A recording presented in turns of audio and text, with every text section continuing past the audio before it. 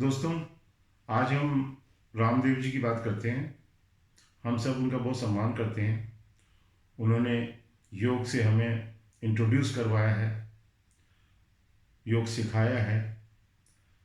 लेकिन अभी जो घटना हुई उससे हम सभी आहत हैं, हम सभी की भावनाओं को ठेस पहुंचा है।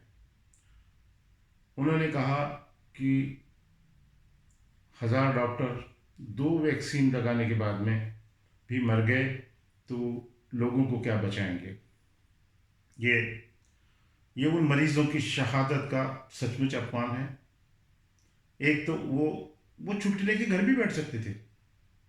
पूरे कोविड के पीरियड में 1.5 साल से सारे एलोपैथिक चिकित्सक जी जान से मरीजों की सेवा कर रहे हैं, उनको बचाने में लगे हुए हैं। उनके ऊपर इस तरह का लांछन लगाना मेरे हिसाब से ठीक नहीं है। फिर उन्होंने कहा कि हमारी सारी दवाइयाँ फेल हो गई, हमारी फर्जी साइंस है, एलोपैथी में कोई दम नहीं है। तो ये भी इंडिया ही नहीं, पूरे विश्व के एलोपैथी डॉक्टर्स का अपमान है। जबकि सच देखा जाए तो पूरे पीरियड में पूरे विश्व के डॉक्टर्स ने बहुत मेहनत की है, बहुत सेवा की है मरीजों की। और ये नई बीमारी है, इसके बारे में हमें कुछ नहीं पता था। हमने रिसर्च की और जो जो समझ में आया, जो जो गाइडलाइंस ऊपर से मिली, उसके हिसाब से हम लोग मरीजों का इलाज कर रहे थे।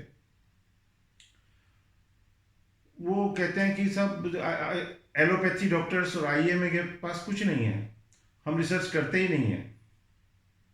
तो मैं उनसे पूछता हूँ कि आयुर्वेद में वो चरक और सुश्रुत के बाद में क्या रिसर्च हुई, मुझे बताएं। मुझे बताएं कि क्या उन्होंने ब्लड प्रेशर नापने का कोई यंत्र बनाया, उन्होंने क्या टेम्परेचर नापने का भी कोई यंत्र बनाया, उन्होंने कोई पैथोलॉजी बीमारियों की जांच पड़ताल करने के लिए कोई एक भी टेस्ट आयुर्वेद ने बनाया हो, मुझे बताइए। क्या उन्होंने हिस्टोपैथोलॉजी में कोई रिसर्च की, उनकी दवाइयाँ कैसे काम करती है, अगर हम उनसे ये पूछेंगे तो वो नहीं बता पाएंगे। लेकिन फिर भी आयुर्वेद जो है अपना हेड ऊपर रखता है। तो ये तो गलत है, ये तो बहुत गलत है। मतलब हम लोग उनका सम्मान करते हैं और वो इस तरीके से इस कोविड के पीरियड में वैक्सीन का मजाक बना रहे हैं, वैक्सीन को बेकार साबित करने की कोशिश कर रहे हैं। और एलोपैथिक डॉक्टर्स को जिस तरीके से उन्होंने नीचा दिखाया है वो सचमुच निंदनीय है। भले वो माफ़ी मांग लेंगे या मांग ली भी है, तो उससे क्या होता है, उनकी भावनाएं तो जग जाहिर हो गई। ठीक है, उनका कोई कुछ नहीं होगा, लेकिन उनको फिर भी नुकसान होगा, उनके बिजनेस को नुकसान पहुंचेगा। हमारे बहुत सारे डॉक्टर्स हैं जो मुझे कह रहे हैं कि अब हम पतंजलि का कोई प्रोडक्ट यूज़ नहीं करेंगे। अब उनके कोरोनिल की मैं बात करता हूँ। पहली बात तो यह है कि उन्होंने जो है दवा बनाई कोरोनिल, उस पर कोरोना वायरस का फोटो है और नाम भी कोरोना से लिया है। तो कोरोना की दवा का क्या मतलब होता है, क्या आप बता सकते हैं? कोरोना की दवाई का मतलब ये कि वो दवा कोरोना के वायरस को ख़त्म कर सके, लेबोरेटरी में भी और मरीजों में भी। लेकिन वो उन्होंने कोई नई दवा नहीं बनाई है, वो पुराना कोई फॉर्मूला तैयार करके वो एक इम्यूनिटी बूस्ट करता है। उससे उन्होंने उन मरीजों को ठीक किया जिनको माइल्ड सिम्टम्स थे। जिनको माइल्ड सिम्टम्स थे उनको तो दवा देने की ज़रूरत ही नहीं है, वो तो वैसे ही ठीक हो जाते हैं। पर कोरोनिल से उन्होंने एक ऐसे मरीज को ठीक किया हो जिसको गंभीर सिम्टम्स हो, जिसको निमोनिया हुआ हो, जो एक एक सांस के लिए तड़प रहा हो, जिसको ऑक्सीजन की ज़रूरत हो, जिसको वेंटिलेटर की ज़रूरत हो। क्या ऐसा एक मरीज उन्होंने कोरोनिल से ठीक किया है? क्यों नहीं उन्होंने साध्वी प्रज्ञा को कोरोनिल से ठीक किया? वो क्यों कोकिलाबेन हॉस्पिटल में एडमिट हुई? तो ये बात अच्छी नहीं है। मैं उनसे गुजारिश करूंगा कि वो भविष्य में इस तरह के बड़े बड़े बयान नहीं दें, बड़बोलापन छोड़ें वो बहुत मायने रखते हैं, बहुत बड़े आदमी हैं, आज की तारीख में तो बहुत बड़े बिजनेसमैन भी हैं, तो उनको संजीदगी रखनी चाहिए। क्योंकि जब उन्होंने कोरोनिल लॉन्च की थी, तब उन्होंने कितने कितने घमंड के साथ कहा था कि जो पूरी दुनिया के डॉक्टर्स नहीं कर सके वो हमने कर दिया। हमने कोरोना की दवा निकाल दी। 4 घंटे बाद भारत सरकार ने भी उसका खंडन कर दिया था, कह दिया था कि ये कोरोना की दवाई के रूप में इसको परमिशन अनुमोदन नहीं किया है, ये एक इम्यूनिटी बूस्टर है। एक बार की बात है कि ये सागर आए थे, सागर मेरा ससुराल है। तो रामदेव जी जब उन्होंने वो भारत स्वाभिमान यात्रा की थी, या शायद आपको ध्यान होगा, 5-7 साल हो गए, तब वो भारत आए थे, जब सागर आए थे, तो वो मेरे ससुराल में ही रुके थे।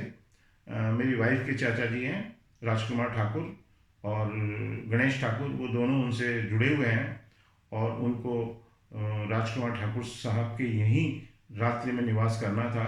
एक दिन पहले जब शाम को आए थे, तो गणेश ठाकुर के यहाँ उनका शाम का भोज था। तो चाचा जी का मेरे पास फ़ोन आया कि आपने कहा था कि आप मिलना चाहते हैं रामदेव जी से, तो आज वो आ रहे हैं शाम को, तो आप आ जाइए। तो मैं उस वक्त एक सगाई के फंक्शन में बैठा था, सुबह के 10 बजे का टाइम था। मैंने तुरंत ड्राइवर को फ़ोन किया और मैं 11 बजे मैं हमारी एंडेवर लेकर के सागर के लिए निकल गया था। शाम को तो उनसे मुलाकात नहीं हो सकी। दूसरे दिन राजकुमार चाचा जी के घर में मेरी उनसे मुलाकात हुई। मैंने उनको अलसी महिमा की 150-200 किताबें करीब उनको भेंट की थी। मैंने उनसे अलसी के बारे में बहुत सारी बातें बताई, लेकिन बाबा रामदेव जी खुद कुछ नहीं बोल रहे थे, बस हाँ हूँ के अलावा कुछ नहीं बोल रहे थे। मैंने सोचा यात्राएं कर रहे हैं, थक रहे होंगे, कोई बात नहीं। लेकिन फिर सागर में एक भाग्योदय तीर्थ करके कोई संस्था है जैनियों की, तो वहाँ की 4-5 नर्सें आ गई। और जो ही वो नर्सें आई, बाबा जी खड़े हो गए और उन लड़कियों के गले में हाथ डाल के उनके बोलने लगे, भाई फोटो खींचो। फिर उसके बाद की बात बताता हूँ कि एक बार कुछ लोगों ने मुझे बताया कि रामदेव जी आजकल अलसी के बारे में भी बताते हैं। मैंने कहा अच्छी बात है। फिर एक दिन मैंने उनका वीडियो देखा, तो उसमें बड़ी गलत गलत बातें बता रहे थे। वो कह रहे थे कि अच्छी लगती है, थोड़ा सेक कर खाओ तो बहुत अच्छी लगती है। जबकि मैंने उनको कहा था, मेरी बुक्स में लिखा हुआ है, मैं हर जगह कहता हूँ कि इसको रोस्ट नहीं करना चाहिए, इसके नाजुक जो ओमेगा 3 फैट है वो खराब हो जाते हैं। लेकिन वो सेक के खाने की सलाह दे रहे थे। फिर कहते हैं लेकिन ज़्यादा मत खाना, बहुत गर्म होती है, बस थोड़ा सा, थोड़े से दाने लेके फांकी मार लेना, इससे ज़्यादा मत लेना। तो इस तरीके से वो गलत बातें लोगों में बताते हैं। ये तो एक बात थी जो मुझे पता है, ऐसी पता नहीं कितने बातें वो गलत लोगों को सूचनाएं देते रहते हैं। तो फ्लैक्स सीड जो है, इसको थोड़ा सा भून करके भी ले सकते हैं। थोड़ा सा नमक में भून लो तो ऐसे ही खाओ ना, तो खाने में इतना टेस्टी लगता है, मुंह में लिस लिसा सा हो जाता है, इतना टेस्टी लगता है, बाद में आपको बंद करना पड़ता है। लेकिन मैंने देखा थोड़ा गर्म होता है। जैसे मेरी पित्त प्रकृति है, यदि मैं इसकी 3-4 चम्मच खा लूं तो मेरी तो आंखें लाल हो जाती है। तो इसको थोड़ी मात्रा में खाया करो। तो इसको क्योंकि जो भी है वो योग में महारत हासिल है, उनको योग बहुत अच्छा करते हैं। कपालभाति और जो है नौली क्रिया बहुत शानदार कर लेते हैं। लेकिन उन्होंने कोई पढ़ाई नहीं की है, उनके पास कोई डिग्री नहीं है, ये भाग्य की बात है। और उन्होंने जो है मिलके एक साम्राज्य खड़ा कर लिया, अच्छा लगा हमको। हमने भी उनके प्रोडक्ट्स यूज़ किए, लेकिन जब देखा कि प्रोडक्ट्स में दम नहीं है तो हमने छोड़ दिए, धीरे धीरे छोड़ दिए। तो चलो जो भी है, तो मतलब अंत में मैं तो उनसे यही कहना चाहता हूँ, इस संदेश में उन तक देना चाहता हूँ कि वो एलोपैथी साइंस का अनादर नहीं करें। एलोपैथी भी साइंस है, बहुत विकसित साइंस है, बहुत रिसर्च हुई है पूरी दुनिया में। और बाकी पैथीज अच्छी हैं, आयुर्वेद भी अच्छा है।